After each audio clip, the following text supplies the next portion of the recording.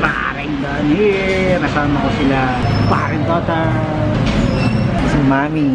Attend kami ng gig dito sa Santa Rosa, Laguna sa Malibago. Ito, may kapit-kapit akong produkto. So yung mga tutugtog dun sa Baby Torre, mga hardcore music band. Papakita ko itong produkto na ito. Tapos, tingnan natin yung mga reaction nila. Ano ba ito? Yan. Ano yan? Guys, do you know what this is? Ano mo nga, ibukas mo nga. Pakita mo nga sa kanila kung paano yan. Kaya-kaya mo yan. It's easy, you don't need instruction. Isa siyang butterfly guitar stand. Naramdaman mo yon? May magnet. Ayun, no? Oh. Giant. Ayan, no? Ito, para mag-stable, iikot mo yan.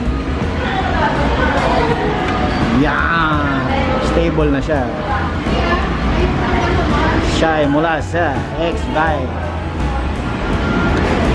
Pang single guitar lang yan. Oh, kasya yung kasya yung acoustic, kasya yung electric, kasya rin yung bass.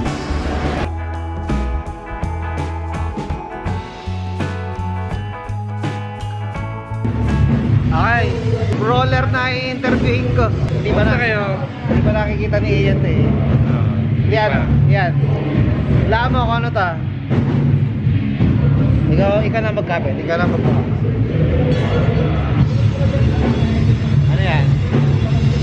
Guitar stand. Okay, assemble mo. Magagets mo yan kahit di mo alam. Opo.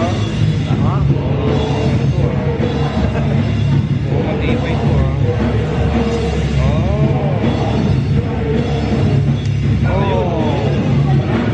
Yan, i-push niya yan para yung pang-stable. Oh, diba? X5 yan. X5.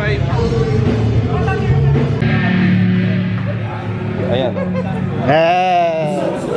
Yan, oh.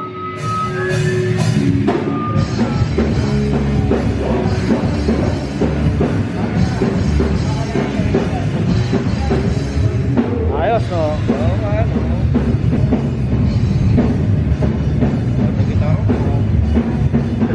Ang gitara yan, pre? Solar. Solar? Solar water.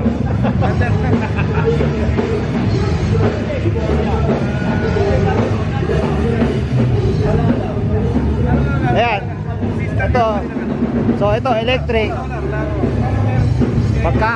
Pagka-acoustic, ito yung pwede, Sobrang nakahiga na. Oo, talagang yan, ito electric tsaka bass.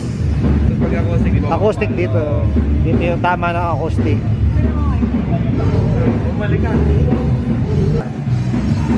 Tapos yan. Pwede, no? Kasya, di ba? Kasya, oo. Kasya. Kahit nga nakalawit yan, pwede. Oh, kasya nga. Wala pa siguro isa ito. No, 1 kilo, wala pa. Meron. Isa. Siguro isa. Oo. Ano? Isa. 1 kilo. Isa to. More or less 1 kilo to. Pero walang 2 kilo. Oo.